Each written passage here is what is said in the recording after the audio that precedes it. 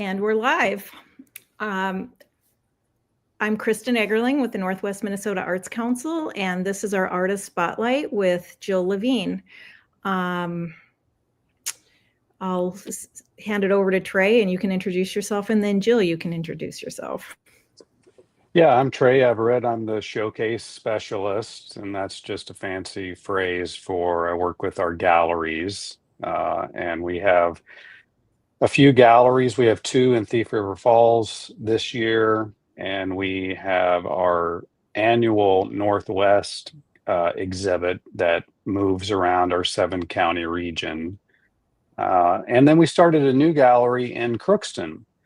And Jill is our first artist to be in that gallery. And that gallery is in the Fournet building in downtown Crookston. It's on the second floor. You can take stairs or an elevator.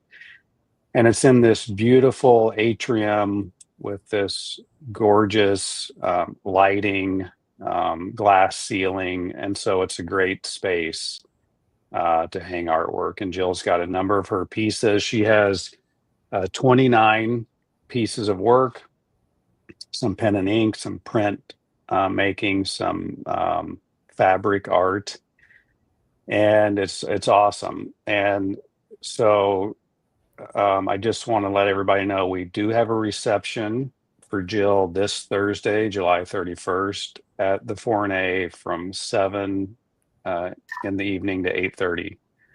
And we'll have some cookies and some drinks, and George French, who's a local musician, will be providing some music.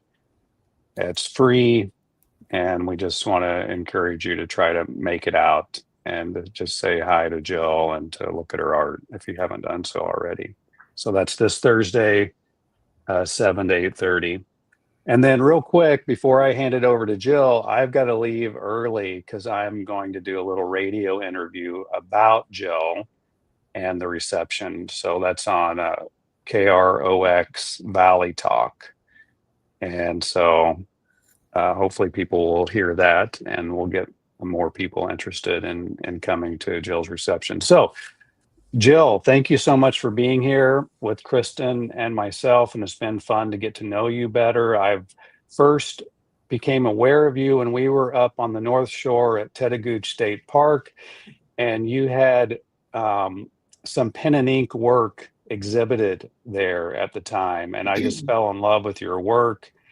And then I found out you were kind of in our region, and then we met. And yeah, so I'm so excited that you're here with us now and that you're our first artist in our Crookston gallery. So can you just tell us a little bit about who you are and a little bit about your work? Yes, I appreciate you inviting me to be with you this morning. It's quite nice to talk about art with fellow artists and everyone else. So I am an artist printmaker. My degree is in graphic design, and that's the venue I worked in for all of my years punching a clock.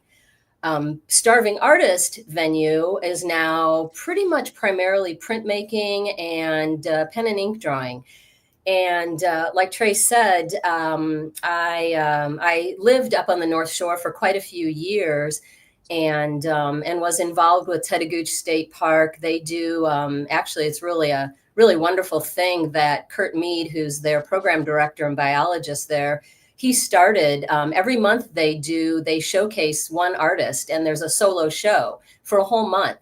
So every month a new artist comes in, and that's how I got to have a relationship with them and had an exhibit going on at Tettegouche back when you saw it a couple years ago.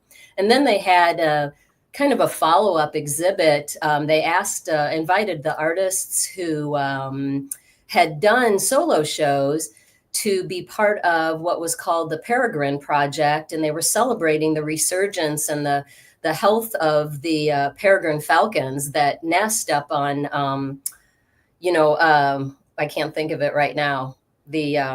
All of the rock, Palisade Head. They nest up there every year.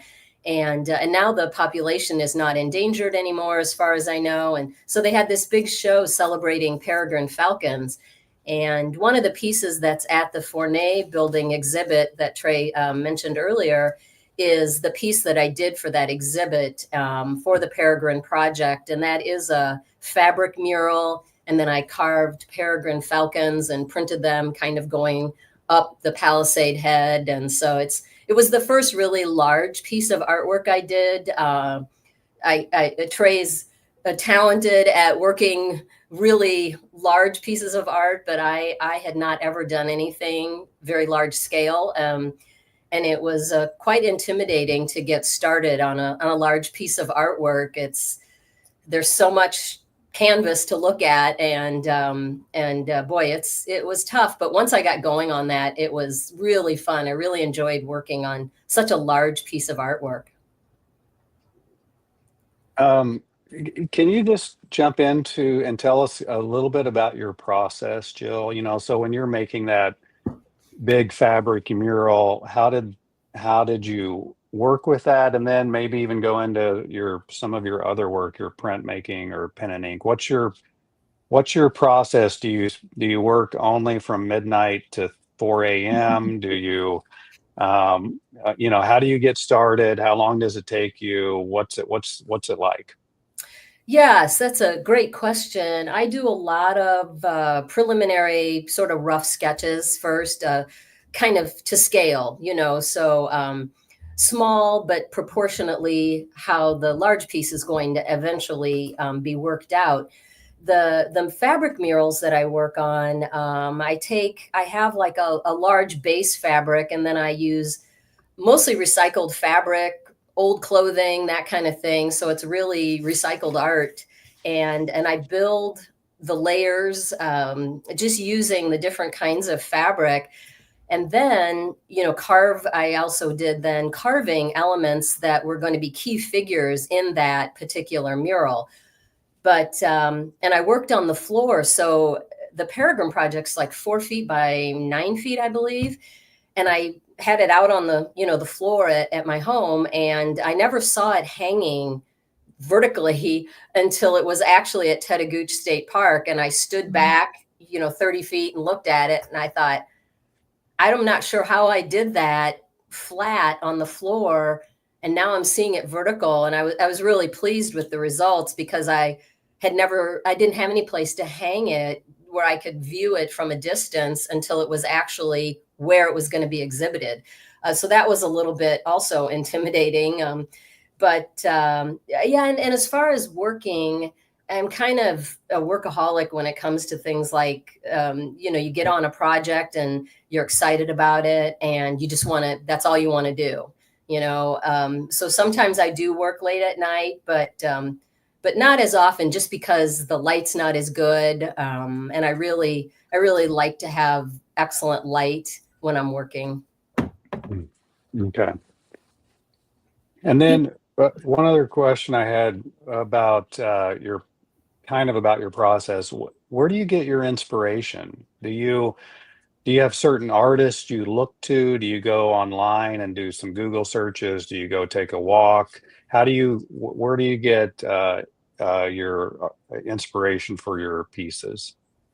Oh, yeah. Another good question. I believe really just I'll see something and say it's a scene, or I take the train a lot. And so sometimes I'll see just this sweet interaction between, say, a mother and a child on the train, or sometimes not, a frustrated parent with a crying baby or something like that. And I'll think, oh, that would be a great line drawing, and I always have a sketchbook with me, or a scrap of paper or whatever, to jot down something. And then later I can go back and say, turn it into a pen and ink drawing.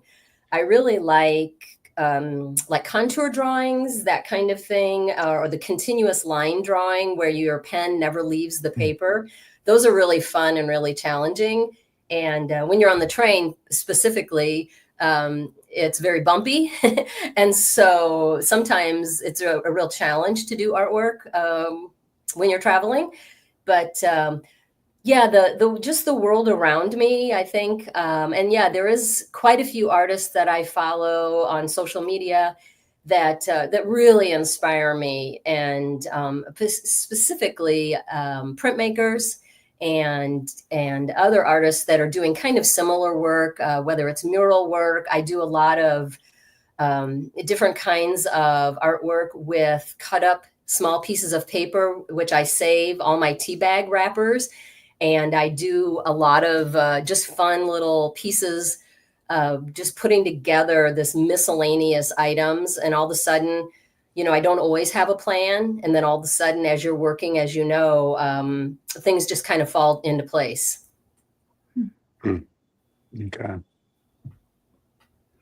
Do you want to talk more about the pieces of art in the exhibit? You have another large piece, right?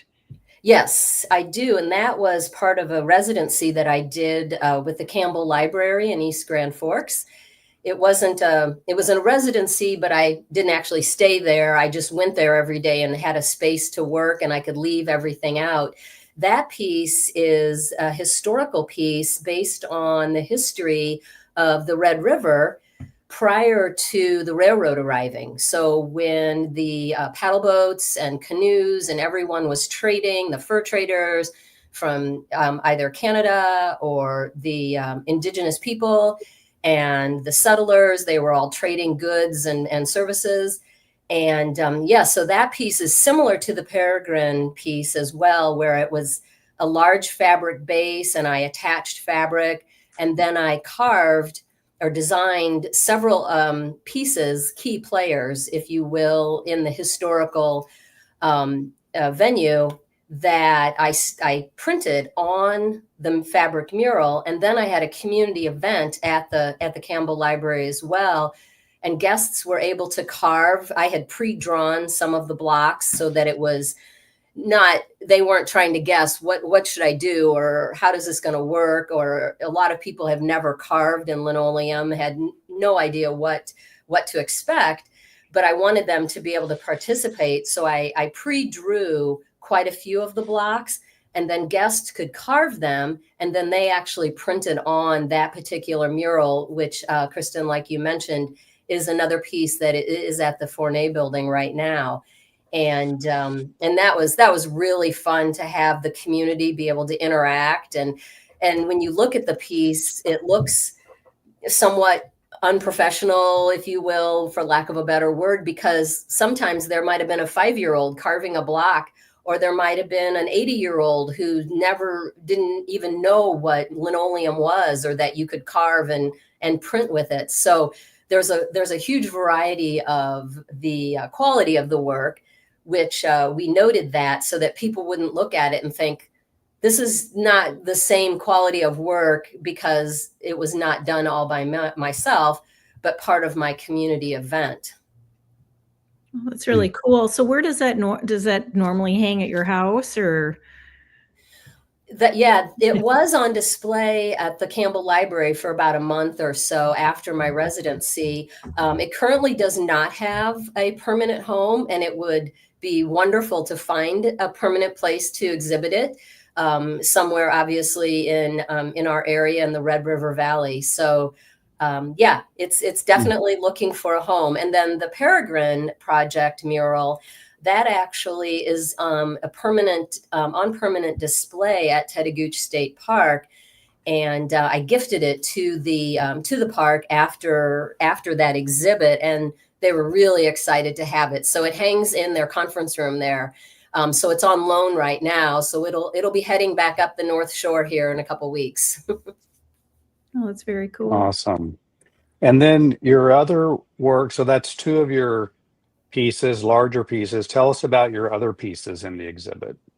Yeah, so you had asked, kind of circling back to your question earlier, I spend a lot of time outside. I'm a cyclist. I do a lot of hiking and camping. So I do glean a lot of my inspiration from nature.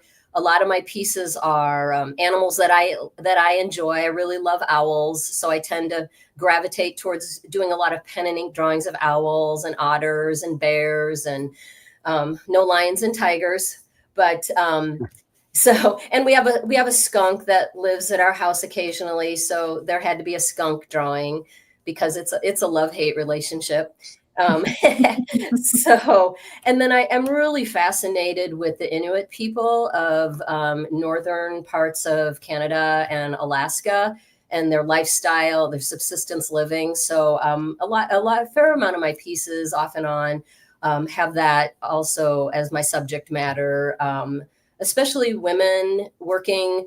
And I think it's such a under, what am I trying to say? Like not as appreciated part of their culture that, you know, the men go out and hunt, but the women are back doing all of these really behind the scenes kinds of things and drying fish and doing all these things. And a lot of people still live that way. And so I really like to celebrate the fact that there's all these just really old cultures and old ways of living that are super interesting. And so I do Google things. I get books from the library that have old archival photographs that I'll do drawings from, and that's really kind of my main inspiration. Can you show us some of your? You said you brought some work in. Can you show us a few pieces? Yeah, so I talked a little bit about doing some work with like tea bag wrappers and those kinds of things. So this is just sort of a self-portrait I did a while back with different sorts of bits of colored paper. I do follow an artist on a social media that does all cardboard box art, and kind of the same concept, and his work is just gorgeous. And of course, some owl line art, sort of just like a little saw-whet owl, which is really very popular and common to see them up on the North Shore. And they're just this adorable little owl.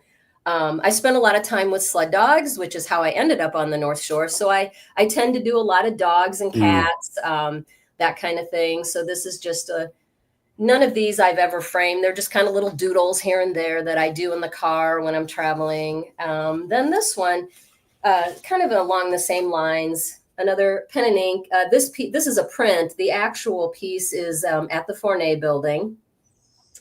Just an otter and her baby, which are so much fun to watch. Again, the otters that live in Lake Superior and all the lakes up there, it's such a pleasure to see them when you're on a camping trip, because they are quite entertaining.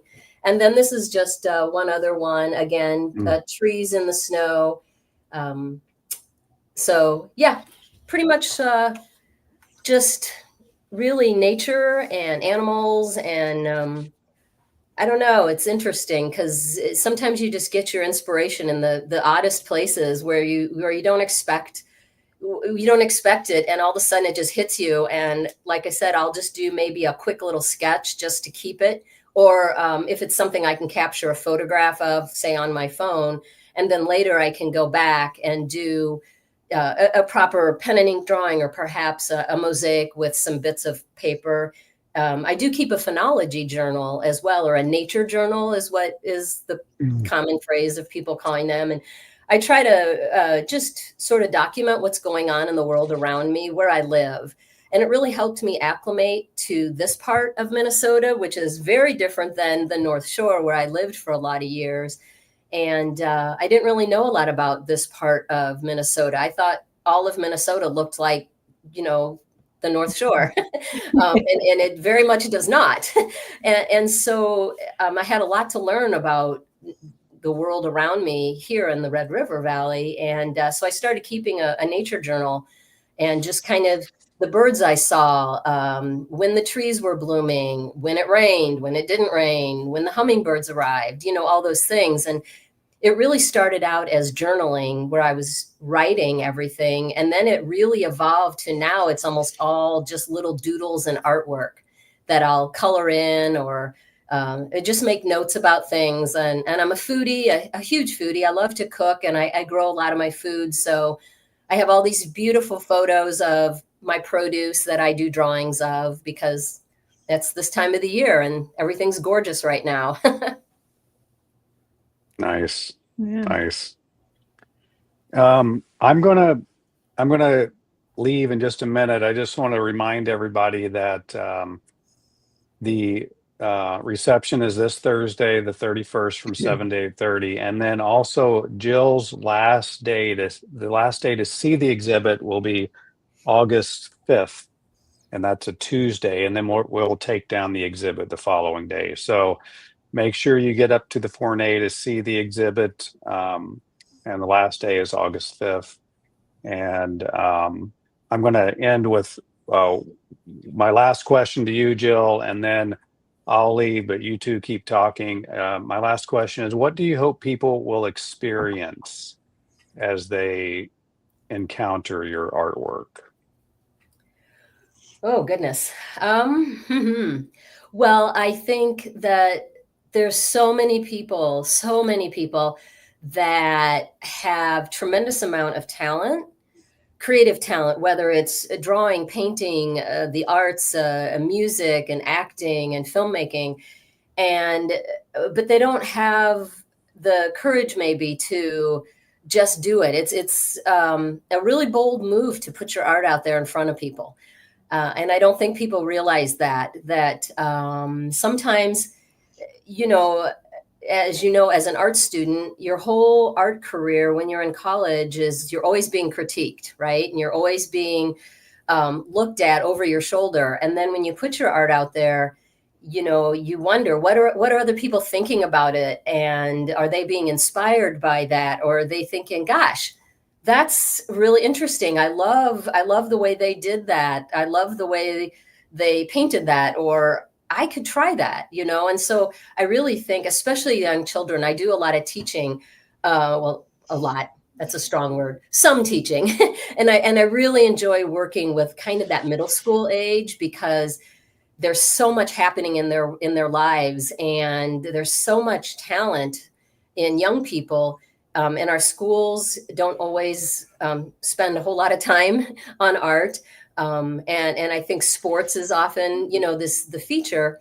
And I think that especially with young people, that if they have a little talent or they have the desire to foster some talent, that we really need to pay attention to that and really, really coddle them and help them grow.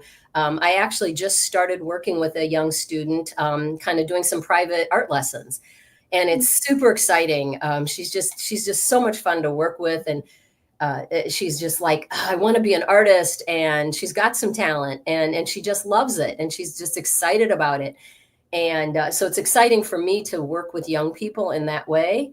And I think that if people can take one thing away from any art exhibit or art performance or anything, is, wow, I think I could do that. And I'm going to go home and try that, or I'm going to partner up with a friend who's an artist and have them kind of help me get started, because, you don't have anything to lose. And a lot of people think that you have to do art for the public, but I do a lot of my art for me, because it brings me a lot of pleasure, and it's kind of my happy place, other than, being in a canoe in the Boundary Waters. That's a real happy place.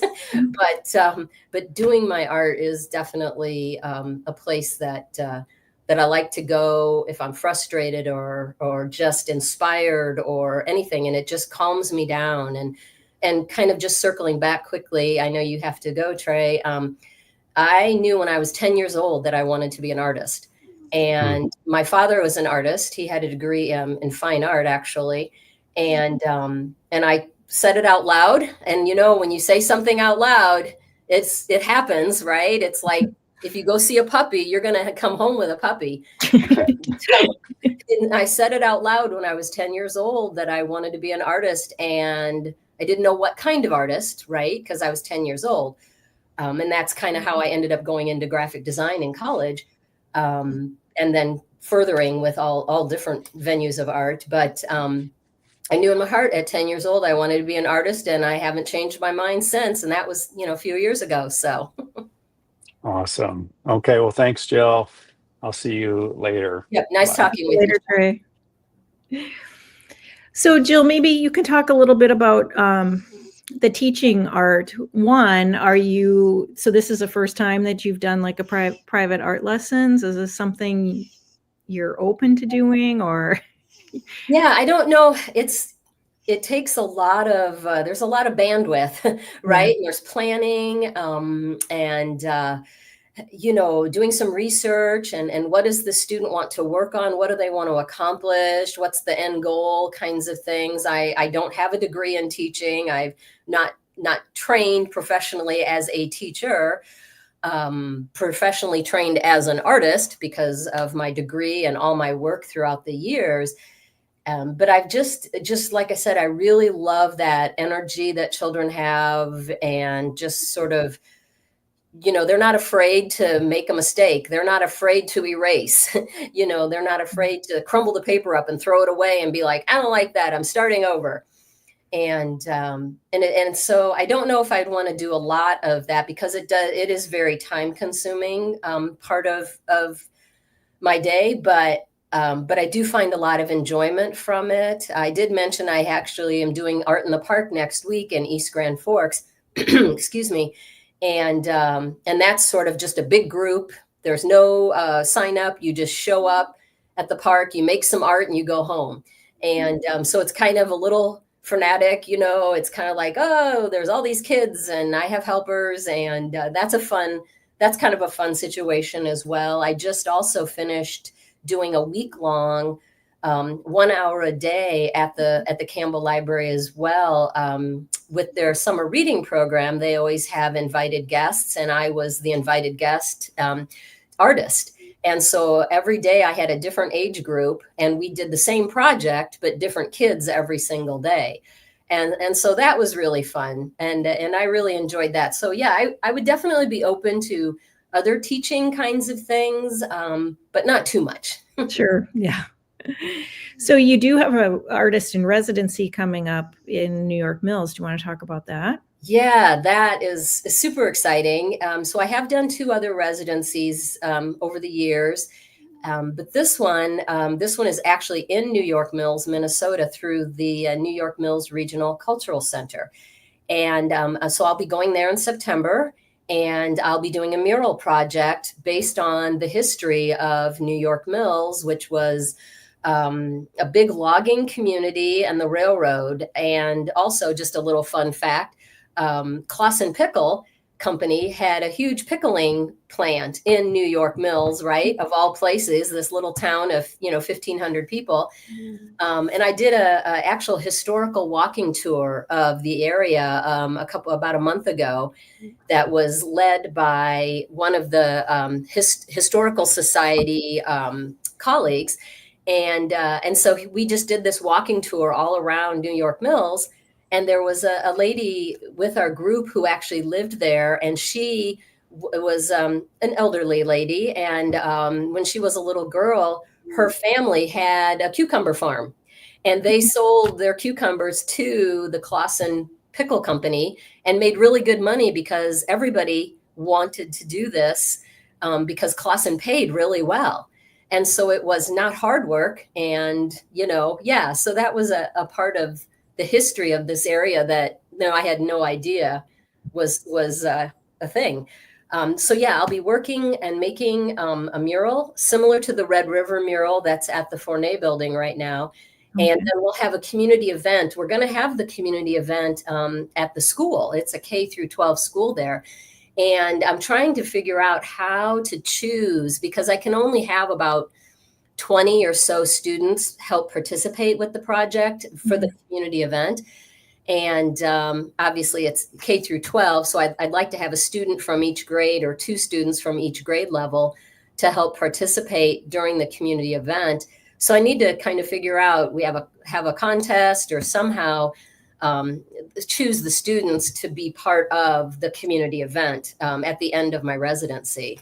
So I'm still kind of working out that detail, but I have a pretty clear idea of what I'm going to do as far as the mural, and kind of coming back to one of, I think, Trey's questions about my process. I've already started, obviously, doing my historical research, because that's really important to get that right, and doing pencil sketches.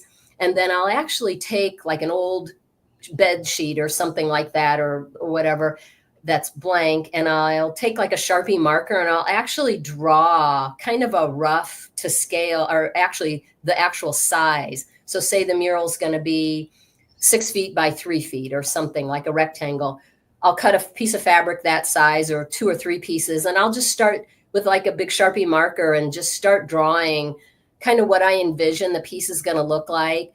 And so that's kind of the beginning of the process. So I'm kind of working on that right now. I have Art in the Park next week, and then I'll really start pretty much full-time working on preparing for my residency so that I'm really ready when September arrives, which will be here before you know it. Yeah. Yeah. So you are putting a lot of time into your art and these different activities. Is this normal, or is it just a busy time right now?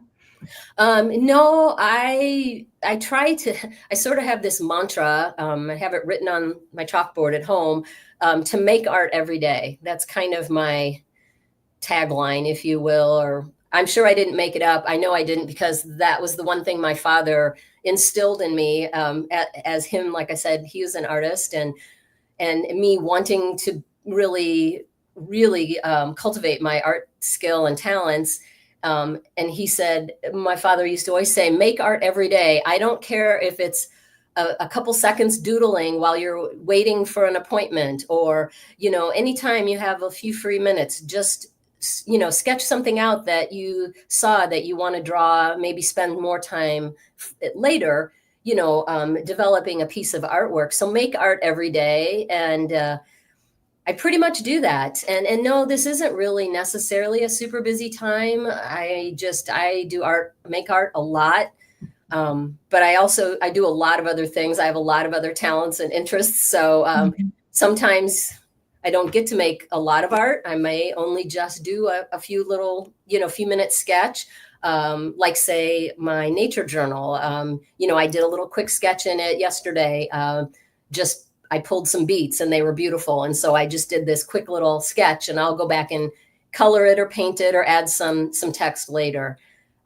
So yeah, and I do a tremendous amount of hand printing with my carved blocks, and I sell a lot of my work, printed fabric, primarily dish towels. One is at Bernie's in East Grand Forks, as far as a local place. But then a couple shops in Illinois and a couple shops in Minnesota. And so that's kind of my production printing, and I'm selling. And so that's kind of my bread and butter. So that's kind of ongoing. I'll get orders and I do my hand printing. I ink up a block and I print on fabric, and I do, it's inked up, print, ink up, print, one at a time. So it's time consuming, but they're really beautiful and unique pieces because everyone's different, and they're not perfect because they weren't machine printed, in a factory. And I think that's part of the allure and the charm of them for people that buy them, that they aren't perfect, and they are handmade by an artist. And that is what I have on my tag that I attach to them, that, this is a handmade piece of art. It wasn't printed in a factory, so it's going to have imperfections, and that's kind of the beauty of it. Yeah. Yeah. Do you do commissions? I do some. Actually, a couple of years ago, a family was having a family reunion at their lake place, and they wanted they used, was it a Paul and Babe?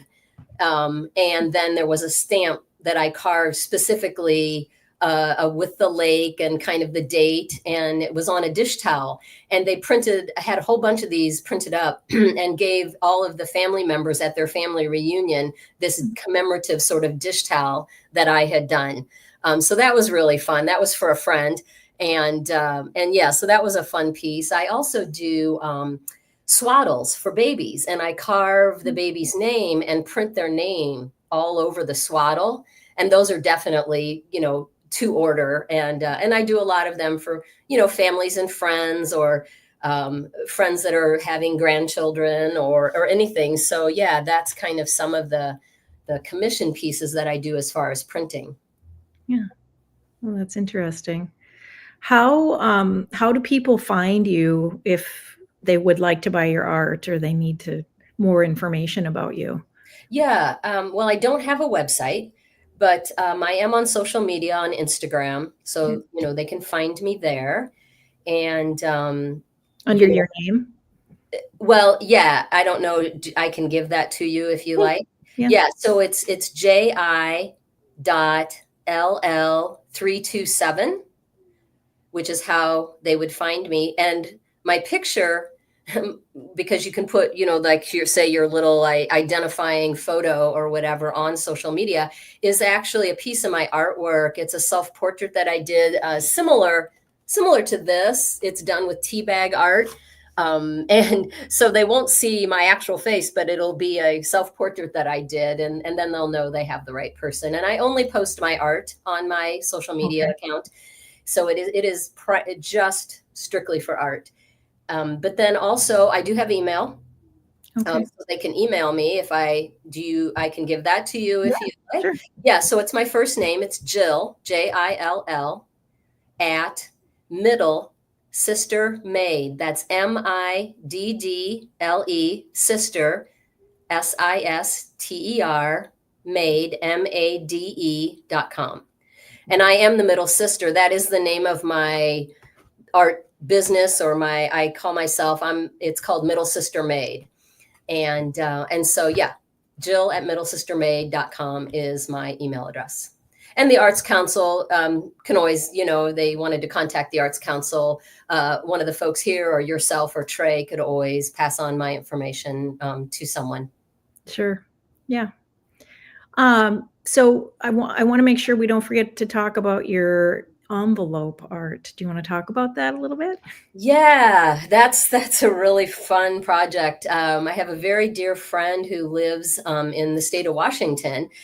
We met through art at in the graphic design world at a marketing conference. We both worked in the food co-op world, and we met, and they just pair people up in hotel rooms with a stranger, which is always kind of like, I hope this goes okay. And, it can be kind of a little bit interesting. You never know. But so they paired me up with this gal, and we were like best friends in the first 5 minutes we met each other. She's a very accomplished watercolor artist and has illustrated and written about 14 children's books. But does all types of art. She is also a printmaker and just does a huge variety of art. Anyway, we started writing letters to each other, like real letters, not emails, not text, although we do text a lot, but we write actual letters. We're pen pals. And we've written each other for, 10 or 12 years now. And she just came up with this idea about a month ago about doing kind of this 1-year challenge of envelope art. So instead of just addressing the envelope and sending it off, we actually do artwork on the envelope. So the envelope is a piece of art in itself. And I have gotten so many comments from, like, if I take it to the post office to have it weighed or whatever. And then I thought, I hope, with the mail system and machining and everything, that they would get ruined. So I started putting mine in these like clear envelopes to send them through the mail so that the postal carriers or people at the post office can still enjoy the artwork if they like, and the artwork's protected, and the envelope arrives in Washington in one piece. Actually just mailed one a couple days ago. Otherwise I would have been able to show you, but so that's just kind of a fun little thing her and I are doing. And then she reciprocates and sends me this envelope with this beautiful artwork on it. And it was actually inspired. There was an artist, and I can't recall his name right now, but he had a pen pal. This was back in like the 1930s. And he was an artist, and he did that. He made this beautiful artwork to his friend, and then his friend would do this beautiful artwork, and it went back and forth. And this was like in the 30s or 40s. And that's kind of what inspired her to suggest that we do the same thing. So that's kind of just a fun thing that we just do for ourselves. And we save our letters, of course, and just go back and look at the artwork and enjoy them. So that's been kind of fun. Well, and you're putting art out into the world to share with whoever it passes through. Yeah. And again, kind of back to that question about what you hope people take away. You think, who knows who's going to see that? How many people will see this just fun piece of art and think, hey, that's a really kind of fun idea. I could do that. Or, that just inspires them maybe to just make art every day, So yeah, I think anytime that you can put art out there, the more you can put it out in front of people and reach people, it inspires or encourages people who may have, like I said, a lot of talent, but just don't maybe have the courage or have the inspiration to put something down on paper or record a song or, act in a play or whatever they like to do to be creative. Yeah. Oh, that's great. Your art that's in the exhibit right now, some of it's for sale or no? Yes.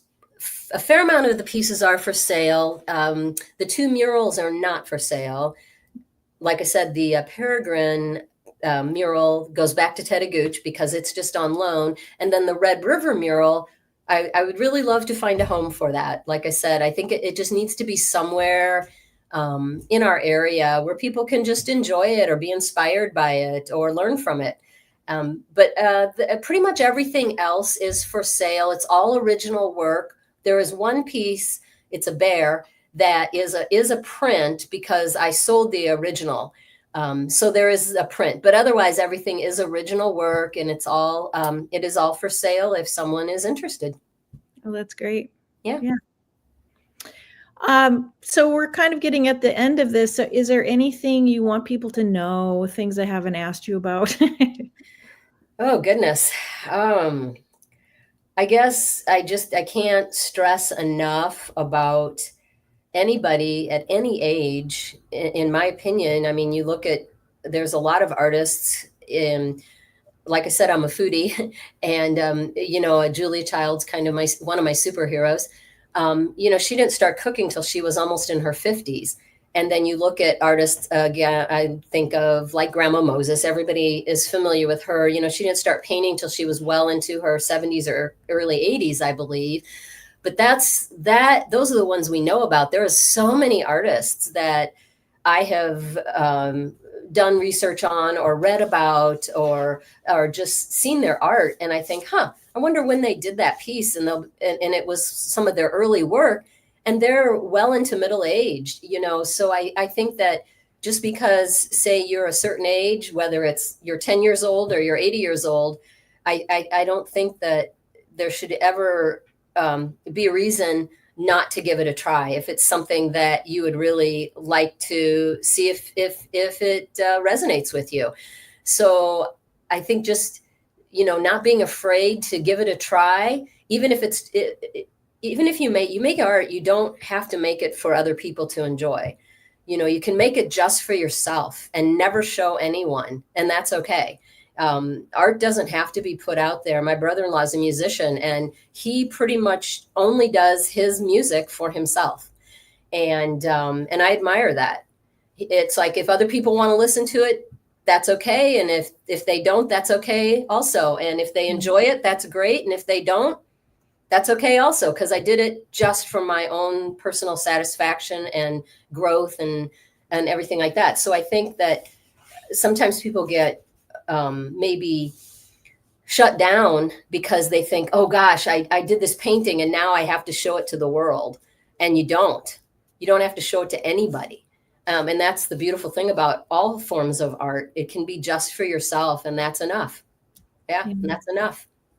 It's very freeing. It is. Yeah. Very much so. Well, good. Thank you so much for doing this and having your art in this exhibit, our inaugural exhibit at the Fournet. Yeah, and just if I could just add a little note to what you said there. If you haven't been to the Fournet building, whether you go to see my exhibit or not, that part isn't critical. With what I want to say is this is such a beautiful space, and this atrium area, the lighting is gorgeous, and I think if anyone is wanting to exhibit their work, to contact you or Trey or the Arts Council, and maybe go check it out. Go check out the space and see if it feels right for your art. And if not, even if you're not an artist. It's just such a beautiful building. They've done a fabulous job at the renovation. It's still in progress. The building's not done. But yeah, it's just really lovely to see an old building now have this new second life, and they're renovating it back to its really close to its original beauty. It's just a gorgeous place. So if nothing else, when you're in Crookston, just pop in and see the second floor. It's just lovely. Yeah. Well, that's great to hear. Good. Well, thanks again. And I will end this broadcast. Thank you very much for your time. Yeah.